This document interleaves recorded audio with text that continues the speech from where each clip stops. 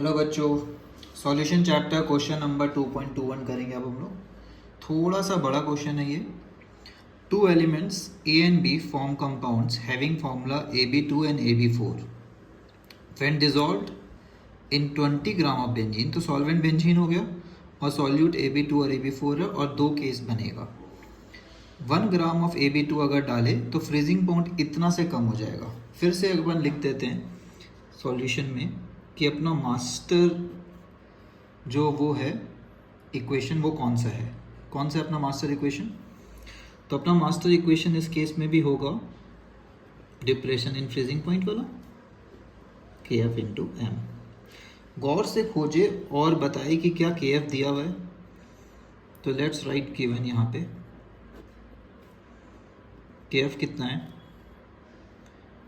वो the molar depression constant for benzene is 5.1। ठीक है, तो 5.1 अपने को KF मिल गया है, मतलब एक टिक यहाँ पे लग गया है। फ्रीजिंग पॉइंट AB2 का 2.3 K से रिड्यूस हो रहा है, दिख रहा है 2.3 K, मतलब जो पहला वाला डेल्टा TF है इज इक्वल टू 2.3 K है। ठीक है, सिमिलरली केस अगेन दो कंपाउंड है, केस 1 ये रहा, केस 2 लिख लेते हैं यहाँ पे। उसका भी KF कितना है, फिर से 5.1, और डेल्टा TF कितना है उसका भी दिया हुआ है क्या डेल्टा TF 1.3। तो क्या ऐसा लग रहा है कि दो बार इक्वेशन यूज़ करना पड़ेगा, कर लेते हैं। तो 2.3 is equal to KF into m. अब m क्या होता है, m होता है molality is equal to moles of solute per kg of solvent. ठीक है, यहाँ पे इस केस में AB2 या AB4, क्या m पता चल रहा है अपने को कितना होगा। 1 ग्राम है, मोलर मास AB2 का अपने को पता नहीं है तो इसको बोल देते हैं M1। ठीक, kg ऑफ सॉल्वेंट, क्या बेंजीन दिया हुआ है कितना ग्राम है, यहाँ पे दिख रहा है 20 ग्राम बेंजीन है, सॉल्वेंट 20 ग्राम है, तो kg में कितना होगा 20/1000, तो 1000 ऊपर चल जाएगा 1000, ऐसा कुछ आ रहा है। ठीक है, तो यहाँ पे अपन पुट कर देते हैं इसको। अगर किसी को कैंसिल करना है तो कैंसिल कर लीजिए, 50/m1, 50/m1। तो m1 कितना आया, m1 is equal to 5.1 into 50 divided by 2.3। ठीक है, 2.3 और 5.1 का रिलेशन दिख ही रहा होगा कितना है, लगभग डबल का है ना। तो इसको अपन अगर सॉल्व करेंगे, 23 क्या है प्राइम नंबर, पता है ना, मुश्किल बहुत है। तो 23 इंटू 2 46 होता है, तो 100 से तो ऊपर ही आ रहा है, 2 पॉइंट समथिंग यहाँ आएगा। बाकी पूरा मल्टीप्लाई करके डिवाइड भी कर सकते हैं, मर्जी है। 5 1 जा 5, 5 5 जा 25, इसको 23 से डिवाइड कीजिए, आपका आंसर आएगा लगभग 110.87 M1। लेकिन ये सारी बातें किसके लिए हो रहा है, ये सारी बातें हो रहा है AB2 के लिए। ये केस 1 किसके लिए था, AB2।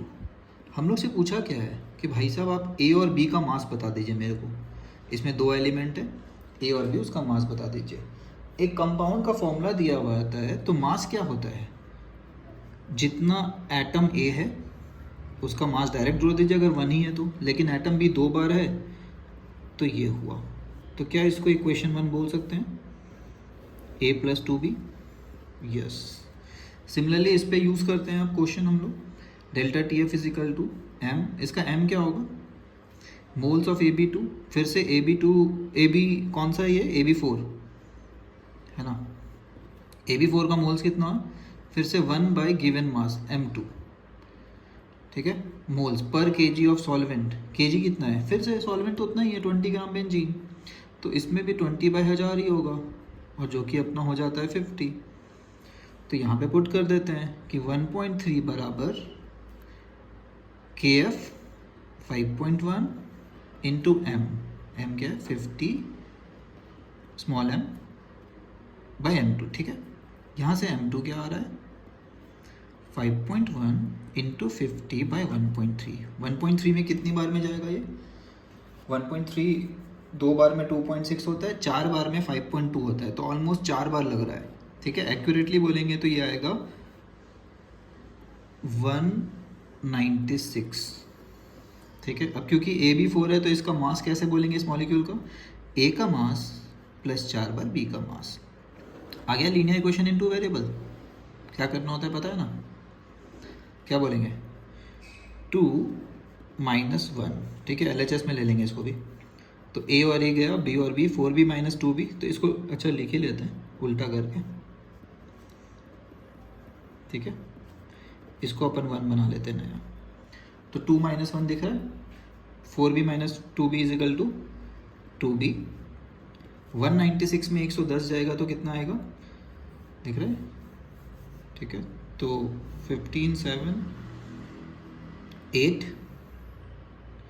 तो लगभग आ रहा है अपना 85.28, ठीक है। यहाँ से b कितना आया 85.28 डिवाइडेड बाई 2, 42.64। एक्यूरेट आंसर तो ये है, ठीक है।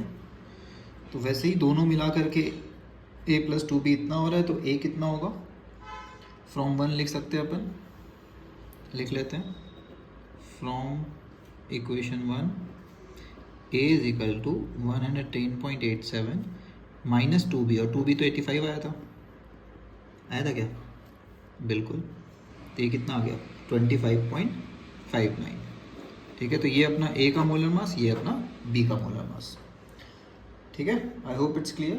Bye everybody, thanks for watching.